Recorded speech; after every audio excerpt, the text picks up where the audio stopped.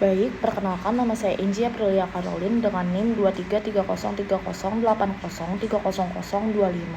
Di sini saya ingin membawakan materi yaitu pemeriksaan agregasi trombosit. Baik, selanjutnya di sini ada pendahuluan. Pemeriksaan agregasi trombosit ini tersendiri adalah suatu tes penting untuk menilai fungsi trombosit dalam membentuk gumpalan darah yang krusial untuk menghentikan pendarahan. Agregasi diawali oleh interaksi reseptor trombosit, terutama glisoprotein 2B atau 3A, yang dapat memfasilitasi peletakan trombosit. Hasil pemeriksaan dapat menunjukkan kondisi hipoagregasi, yaitu trombosit tidak berfungsi dengan baik, ataupun hiperagregasi, yaitu trombosit menggumpal terlalu cepat, yang masing-masing dapat menyebabkan resiko pendarahan atau trombosis. Tes ini sering digunakan untuk memantau terapi antiplatelet dan resiko pendarahan sebelum prosedur medis.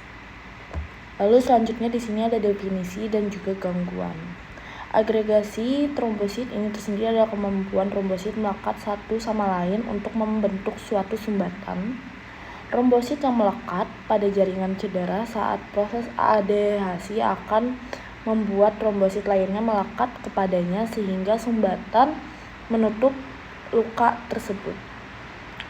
Adapun gangguan-gangguan dari agregasi ini tersendiri yaitu yang pertama di sini ada hiperagregasi trombosit dan yang kedua di sini ada hipoagregasi trombosit.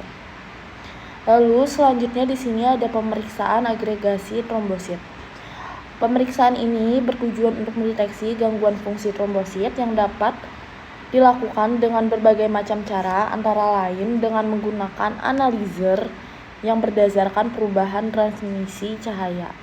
Pada analyzer tersebut digunakan plasma yang mengandung banyak trombosit atau dikenal dengan platelet rich plasma atau PRP, yang dicampur dengan agregator berupa ADP pada berbagai konsentrasi. Tes terhadap agregasi trombosit menggunakan agregometer transmisi cahaya atau flow cytometer yang disebut dengan tes agregasi trombosit. Lalu di sini ada pun faktor-faktor yang mempengaruhi dari pemeriksaan agregasi trombosit ini tersendiri. Yang pertama di sini ada faktor pada darah.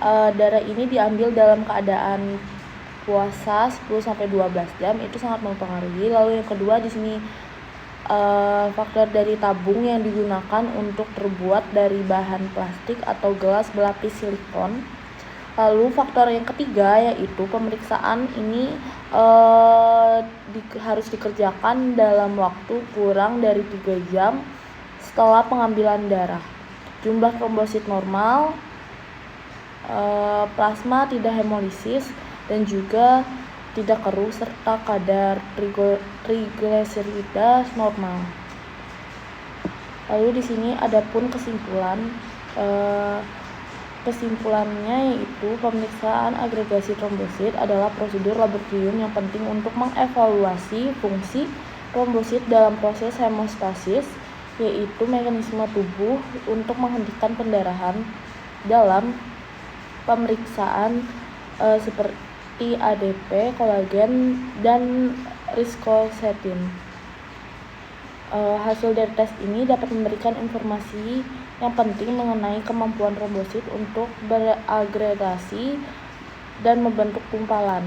Trombosit yang berfungsi normal akan menunjukkan peningkatan agregasi saat terpapar agronis, sedangkan trombosit yang mengalami hipoagrenasi akan menunjukkan respon yang lemah atau tidak ada sama sekali. Hipoagrenasi dapat disebabkan oleh beberapa faktor, termasuk penggunaan obat seperti aspirin atau clopidogrel, serta kondisi medis tertentu seperti sindrom Bernard-Schauer atau penyakit von Willebrand. Di sisi lain, hiperorganisasi trombosit berfungsi terlalu aktif dapat meningkatkan resiko pembentukan gumpalan darah yang tidak diinginkan dan juga berpotensi menyebabkan komplikasi yang serius. Lalu selanjutnya dengan pemahaman yang tepat mengenali pemeriksaan ini, kita dapat membantu para ahli medis seperti dokter untuk mengambil langkah-langkah selanjutnya yang sesuai dengan prosedur. Sekian dari saya, terima kasih.